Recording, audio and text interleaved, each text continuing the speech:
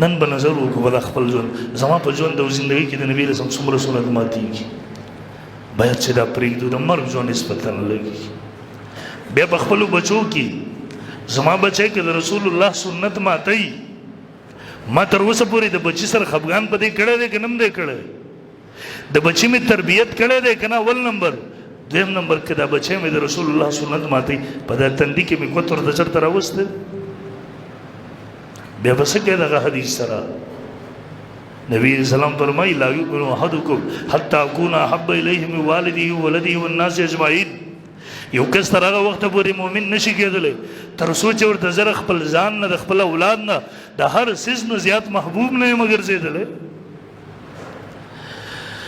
نو د هغې دپاره بهترینه تېر ربیع الاول کې ما تاسو ته ویلي وو صرف جلوس ویستل جنډې اوچتول شمې بلول دا محبت نه دی محبت دا دی چې هغه طریقه خپله کړو د هغه اتباع وکړو د دې دپاره خپلو کورونو کې د نبي علیه السلام سیرت بیان کړي که زیات نه وي مونږ خو د خپلو بچو نه شکایت کوو که نه بچي م نافرمانه دي بچي م د نشو تماشو شکار شو د غلطو ملګرو شکار شو تا بچي ته کله په تربیت باندې وخت نه دی ورکړی ته د دې بچي نه ګیله ولې کوې نو د دې لپاره کم از کم دې میاشتو کې تېر کال ما تاسو ته ویلي وو شاید کې په دې مجلس کې یو قسم دغسې نه وي چې په هغې عمل کړی ما ویلي وو چې ما سره واده وکړه چې یو کال به په دې عمل کوو ځکه تېر کال خو هسې هم تېر شوي دي ځکه ما سره یو واده وکړئ چې مونږ به په خپل کور کې ماسوتن خپل بچي زنانه ټول کېنو په دې به شرمېږو نه د خپل پیغمبر حالات خپل بچو ته بیانو دې کې شرم څه خبره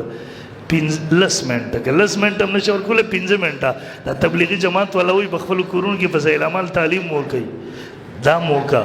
د دې سره یو 15 منټه یا 10 منټه د سیرت یو کتاب راوړه خپلو بچو ته د رسول الله سیرت ووایه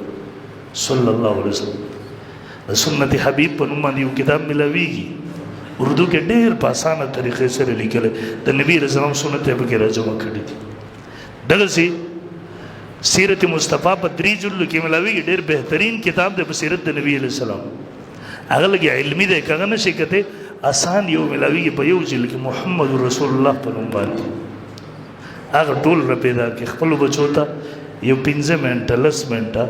خپلو بچو ته چې وخت ورکړو یو کال چې خپلو بچو ته مونږ د نبي علیه السلام سیرت د صحابه کرامو واقعات بیان کو ته بیا ګوره چې ستا په بچو کې څومره انقلاب راځي ته بیا ګوره ستا د بچو څومره ښه تربیت کېږي ته بیا ګوره ستا په کور کې څومره روحانیت راځي څومره چین او سکون راځي څومره خوشحالي راځي په بچو کې څومره اطاعت راځي په بچو کې څومره ادب راځي په بچو کې څومره فرمانبرداري راځي ته خو لږ ټرای وکړه بیا وګوره هغه یو عالم لیکلی دي وایي زه کوم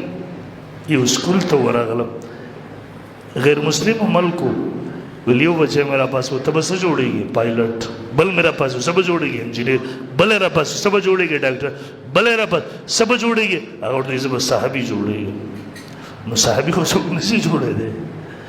صحابی کو آگا خلق کو نبی علیہ السلام سے ملاقات سے وہ بالت دے ایمان کو بے وفات سے بالت دے ایمان کی لیکن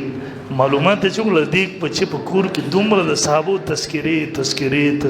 واقعات حکایتونا ہر وقت تذکرے دومره محبت دې بچی ر دی وخت نه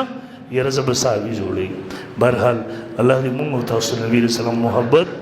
اطاعت په صحیح معنو کې نصیب کړي او الله دې موږ رښتونی عاشقان جوړ کړي واخر دعوانا الحمد